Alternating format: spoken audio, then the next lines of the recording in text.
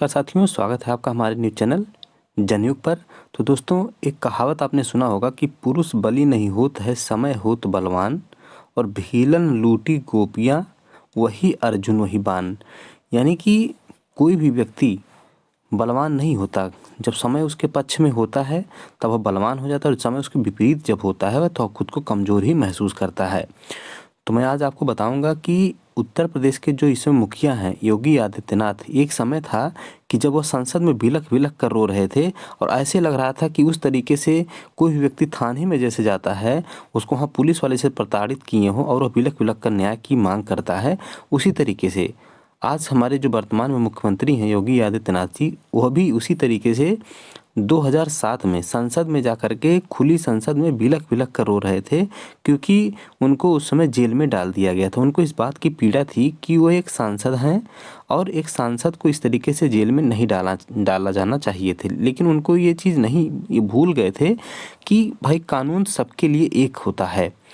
और आज वही जब वो जेल के बाहर हैं और वह मुख्यमंत्री बने बैठे हैं, तो इन्होंने भी वही घटना दोहराई, और इन्होंने आजम खान को, जो कि एक सम्मानित सांसद हैं, उनको इन्होंने जेल में अभी तक रखा है। उनके लड़के अभी रिहा हुए हैं।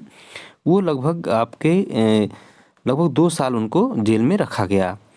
तो आप खुद सोच सकते हैं कि जो व्यक्ति खुद उस पीड़ा से गुजरा हो, वह दूसरों को भी अपमानित करने में कहीं भी पीछे नहीं हटता है। तो आज उत्तर प्रदेश में योगी आदित्यनाथ की भाषा सब लोग जानते हैं कि ये क्या कहते हैं कि अपराधियों को सीधे ठोक दो। यानी कि जो न्यायालय है भारत में, उसका इनकी नज़र में कोई महत्व नहीं है।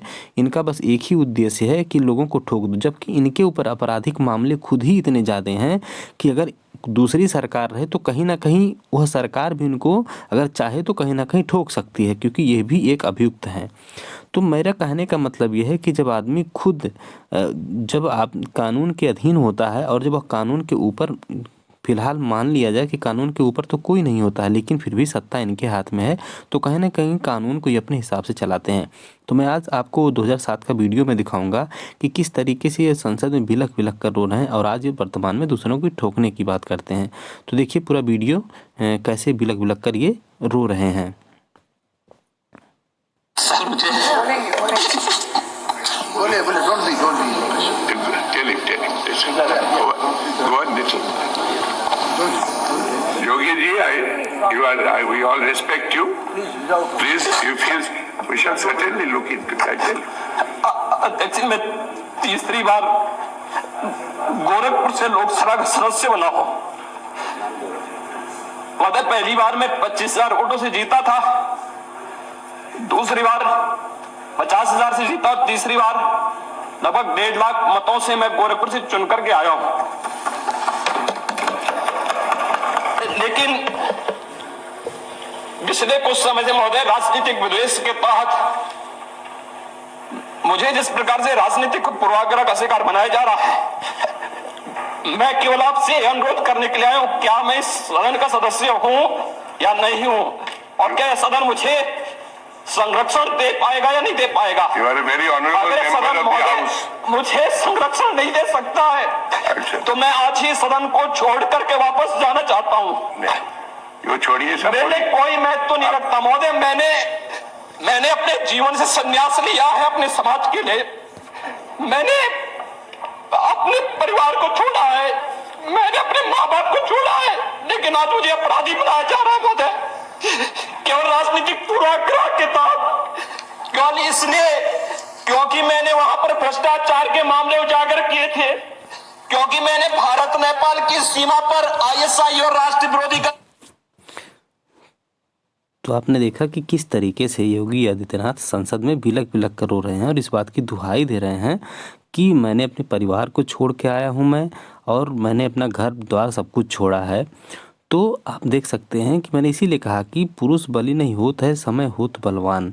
तो आप देख सकते हैं कि किस तरीके से ये बिलख बिलख कर रो रहे हैं, और इनके ऊपर जब ये जेल में गए तब इनको एहसास हुआ कि कितना आखिर जेल में जाने पर कोई व्यक्ति अपमानित होता है। लेकिन इनके शासनकाल में आप देखेंगे फेक इनकाउंटर खूब किए गए और लोगों को जेल में खूब डाल गया, अपमानित किया गया। जो छात्र अपने हक और अधिकार के लिए आंदोलन कर रहे थे उनको लाठियाँ खूब उनके ऊपर बरसाई गई, उनको जेल में डाला गया। तब ये भूल जाते हैं कि वह भी किसी के बच्चे हैं और वह भी अपने हक अधिकार के लिए कहीं ना कहीं संघर्ष कर रहे हैं।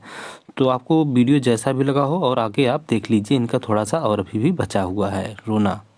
के खिलाफ आवाज उठाई थी और सदन में बराबर उसके खिलाफ सदन का ध्यान आकर्षित करता रहा।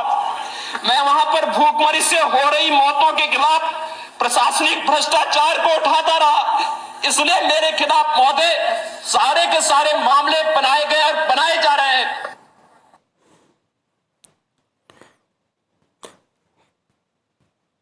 तो आपने देखा किस तरीके से योगी आदित्यनाथ वहाँ पर बिलख बिलख कर रो रहे हैं और इनको कुछ समझ में बिल्कुल नहीं आ रहा है। लेकिन जब ये दूसरों के ऊपर जुल्म ढाते हैं तो अपनी जो इनके ऊपर जो हुआ था वो भूल जाते हैं। तो दोस्तों आपको वीडियो जैसा भी लगा हो कमेंट करके ज़रूर बताइए। इस वीडियो में इतना ही, फिर मिलते हैं अगले वीडियो में। नमस्कार।